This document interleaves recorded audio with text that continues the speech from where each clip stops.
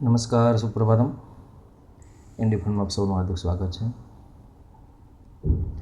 મને એક જણ ઓફિસ મોડો પહોંચ્યો તો મેનેજર કે કેમ મોડો આવ્યો? તો કે પગારે ક્યારેક મોડો થાય છે ને, તો અમે ક્યારેક મોડા આવી ગઈએ. કાઢી મૂક્યો, બોલે એકો તો છટણીનો પીરિયડ હાલે ગમે ને કાઢી મૂકે. વાયડું નહીં થવાનું ભાઈ કામના સ્થળે.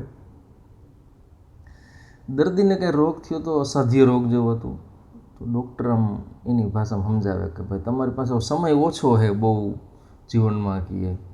તો દર્દી કે કેટલો ઓછો સમય છે કે? તો કે બસ હવે 84 દીવાનું રિચાર્જ કરતા ને ટૂંકમાંથી નાનું કરજો એટલે 2 મિનિટ ટાઈમ મળી ગયો ને 88 દિન 2 પેકેટ કરે થઈ ગયું. ઓલું સ્પેશિયલ 26 ઓલું પિક્ચર આવ્યું હતું, ઓલા ભૂતિયા ઇન્કમ ટેક્સ વાળા આવે એવું. તો ઇન્ડિયા નોટ ફોર બિગિનર્સ બધું એને એટલું આમ થીમ પકડી લઈએ ને. હમણાં 2-4 દી પહેલાં સુરતમાં એક સોસાયટીનું 2-3 મકાન ડિમોલેશન કરી આવ્યા, પોલીસ સાચી, જેસીબી વાળા ખોટા. હવે બધા ગોતે કે હોય ક્યાં કોણ હે આ બધું ગઈ. અને ઇન્ટેલિજન્સની બધી ટીમ અહીં તો બાંગ્લાદેશને પકડવામાં થાય ભાઈ આ ડિમોલિશ કરી ગયું. કે હવે ઓલો કે મકાન માલિક કે મારે શું સમજવું ગઈ, પોલીસ સાચા ને જેસીબી વાળા ડુપ્લિકેટ. બોલો. હમણાં ટ્રમ્પે સ્કીમ આપી ઇન્ડિયન્સ માટે કે ભાઈ તમે 43 કરોડ આપો અને તમને અમેરિકાનો સિટીઝનશીપ આપી દઉં. દોફા કે 43 કરોડ હોય તો અમેરિકાને ખેતરમાં કામે રાખી હોય કે અહીંયા રહેવાનું આવી ગયું. બરાબર. मेरे तबीब से जब मैंने पूछा इलाज, वो बोला इस रोग की दवा तो खुद मैं ढूंढ रहा हूँ. આજે અમુક જીવનની સમસ્યાનો ઉકેલ મેળવવા આપણે કોઈક જાય ને કોઈક જગ્યાએ અમુક સ્થળે એ ગોતતા હોય, આપણે ખોટા પૂછે મારી લાઈનમાં બેઠા હોય વેઇટિંગમાં કે. બરાબર. આપણે રોજ વિચારી કે હવે જે થાય જોયું જઈશે ભાઈ જીકો, સાચું કે જે થાય ને પછી જોવાતું નથી કે તેથી સહન ન થાય પછી એવું થાય કે. બરાબર.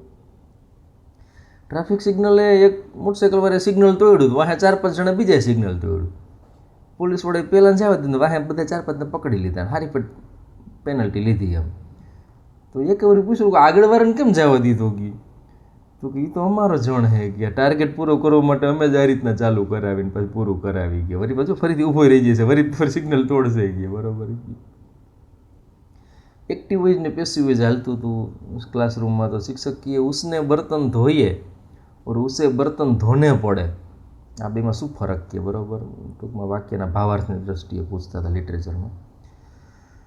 તો કે પહેલા વાક્યમાં કરતા અવિવાહિત છે કે એટલે એને વાસણ ધોવા બરાબર કહે, અને બીજા વાક્યમાં એનો લગ્ન થઈ ગયા હોય ને એવું લાગે છે. આટલું હેમરા પછી સાહેબની આંખમાં આહોડા આવી ગયા. ઓલો છોકરાને મોનિટર બનાવી દીધો. બોલો કે સાહેબને ઘરે કેવી તકલીફ થઈ છે કે.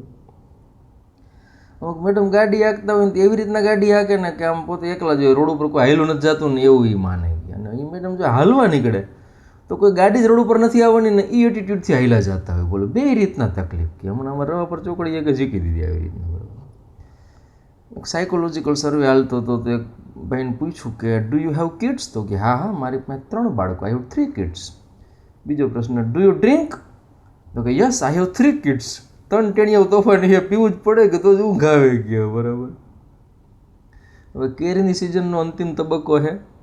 દાબીને ખાવી એટલે ખાઈ લીજો. હવે આંબાલાલ ને અશોક પટેલની ગમે ત્યારે ભજીયાની હવે આગાહી કરશે એટલે આપણે કેરી પડતી મૂકીને ભજીયામાં ધ્યાન દેવાનું હોય. એટલે તમે કેરીમાં હવે પૂરો ટાર્ગેટ કરી નાખજો. બરાબર. આવે 1980માં બેંક ઓફ ઇન્ડિયાએ ધીરુભાઈ અંબાણીને લોન આપવાની ના પાડી અને 2010માં મુકેશ અંબાણીએ બેંક ઓફ ઇન્ડિયા ખરીદી લીધી.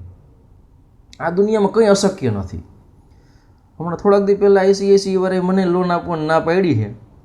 હવે જોઈ 5-10 વર્ષમાં એ બેંકનું શું થાય છે કે આપણે બેંક છે કે. બરાબર.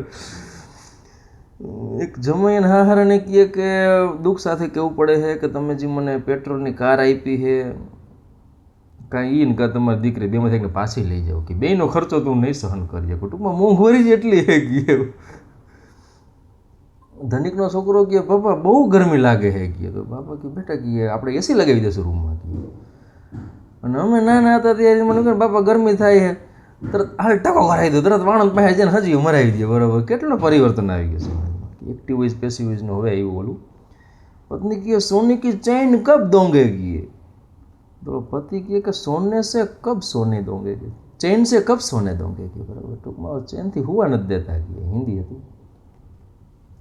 આ પીયુસી સર્ટિફિકેટનું હમણાં એવું આવેલું છે ને તરત ચોકડી ઊભો હોય ઠોલીઓ તરત ઝાલ લે. હવે નવી નવી ગાડીઓ છે BS4 6 ને આ બધા નવા મોડલ આવ્યા, પોલ્યુશન ફ્રી છે, તો 30 રૂપિયાનું PUC કઢાવવાનું કે છકડાવાળા ધુવાણી કરે જતો તેને ન રોકે ને આપણને રોકે ગયું.